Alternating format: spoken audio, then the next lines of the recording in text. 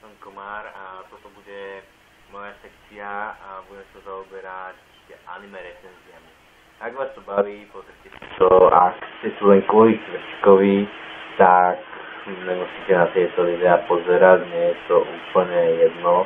Ja to robím len kvôli srande, pretože pri týchto videách sa strašne nasmejeme. A áno, toto je Dino, môj spolupracovník. Dino, vravím ti po 22. Ďakujem. Takže prvá naša recenzia bude na anime Sword Art Online, čiže záočko. Dinovi sa páči? Dnes sa vôbec nepáči. Jako musím uznať, že súboje prepracované, pekné, ale bolo tam strašne málo. Boli v podstate dva súboje s bossom, jeden s hlavným hrdinom a potom ešte bol jeden v LFOčku. To vám nepoviem celý na to, pretože to si nepamätám. A je to úplne jedno.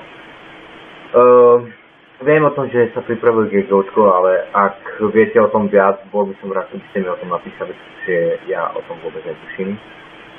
Takže za to vám hneď ďakujem. Dino, teba to zaujíma. No tak, nás tým potešíte.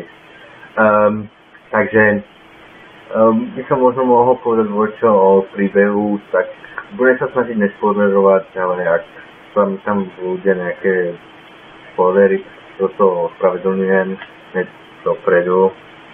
Ino budem sa snažiť, no. Nič nemôžem slúbiť. Ne, no. Takže príbeh sa odohráva vlastne v hre, ktorá je dosť podobná, môžem to povedať, jednoducho tere. Mám pocit, že je to docela vykradačka. Neviem, čo bolo skôr, ale asi jedno vykráda druhé. Nehral som Teru, ani SAO, videl som to u kamaráda hrať a bolo to strašne podobné. Páči sa mi, že každý charakter bez SAOčku má inú špecializáciu a môže mať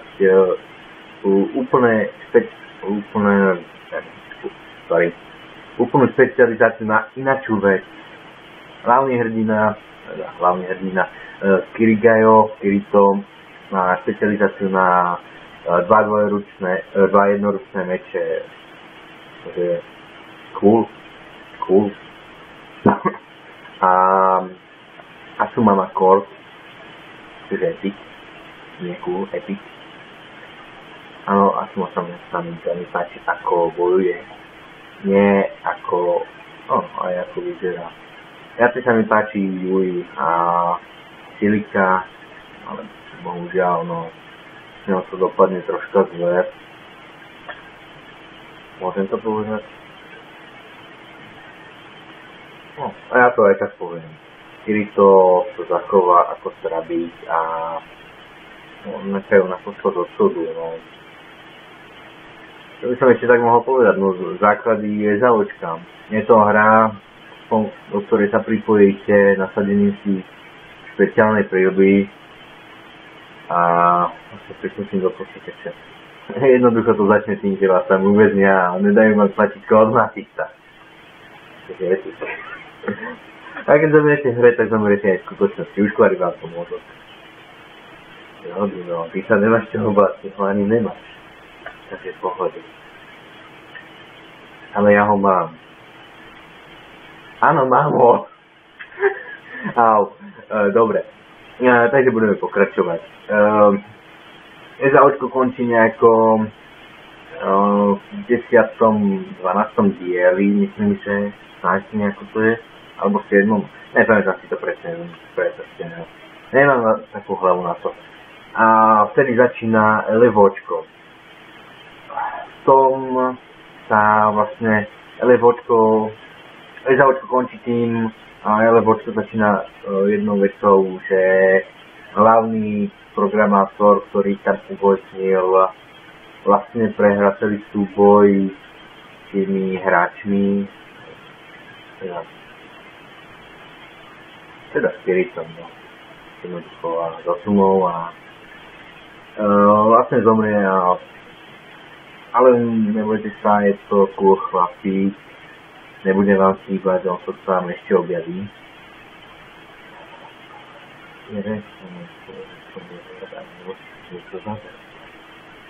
Ja som tam bol? Áno, bol párkrát. Tak to potom odstriháme, nevadí. Takže odstriháme. Áno, vidíte, aj on je ostrihaný. Myslím, že tu môžeš nejaký celku. Ja budem pokračovať, ako keby sa nič nestalo. Takže hlavný programátor SAOčka Ford sa ešte vráti, nemusíte sa báť. A problém je v LFOčku, prečo SAOčko pokračuje, je to, že stovke hráčom sa nepodarilo uniknúť.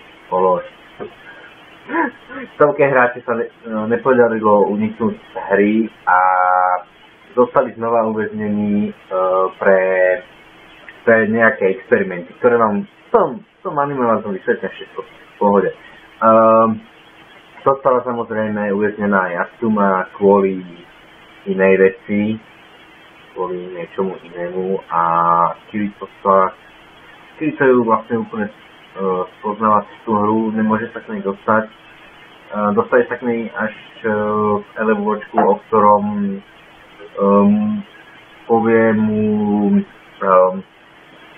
mu povie Agil, ktorého stretol v bežáočku. Pardon. Bežáočku a...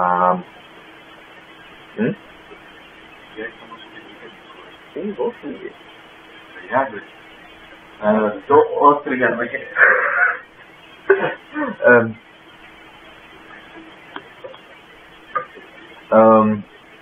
Som skončil. No, Agil mu ukáže fotku, na ktorom je Asuma v LFOčku, takže sa tam Kirito rozhodne vydať a znova stretáva Yui, čiže dceru Asumi a Kirita. Ja viem, ale chcem, aby to bolo nejaké trošku dlhšie. No, dobre, tak si to tam vystrihneme. Čože dcera Kirita a Asumi. Au! Ty budeš mať dostrihania. To nechám. Pokračujem. Takže dcera Kirita a Asumi, nie je to ich biologická dcera, pretože v hre toto jazyk nedá. Vy starší 18 rokov nerozumiete, mladší 18 rokov nebudete rozumieť, až budete mať 18. No, ja neviem, že nerozumiete. Takže sa ju vydá zachrániť, Yui samozrejme pomáha a stretáva tam vlastne svoju sestru,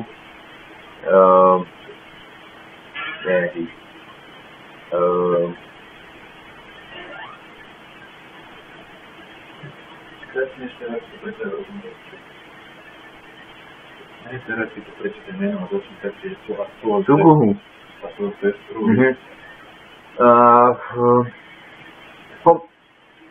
No, vydá sa zachrániť Asumu do LFOčka a stretáva hneď na začiatku vlastne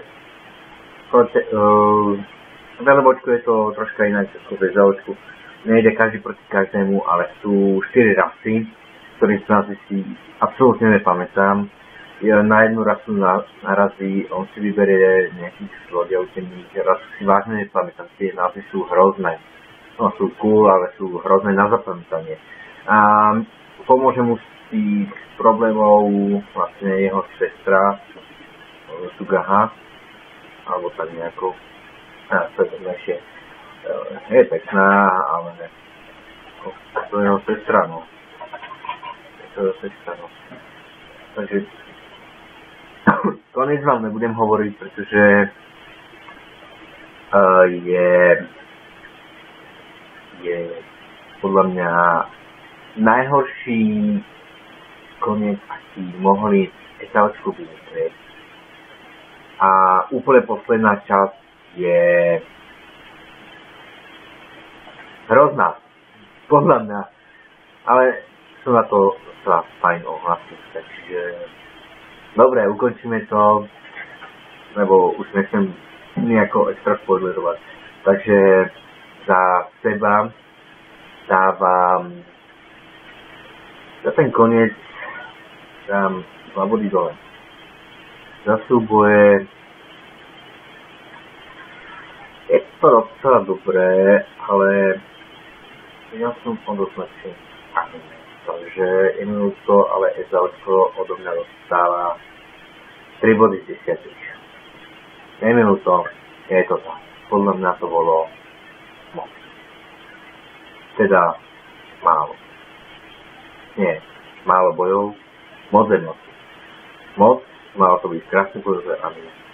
Bohužiaľ to vznikla romantická komédia a bola to takže pre dievčatá asi 6 bodov. Pre chlapcov pozrite si začiatok a ak sa dostanete do LFOčka, tak po súboji po súboji Kirita, keď sa premení na takú obrovskú potvoru, tak to môžete skúde vypať, pretože už tam vás prehľad nebude. Takže 3 body z 10 pre chlapcov, 5 bodov z 10 pre dievčatá. Takže čahoj!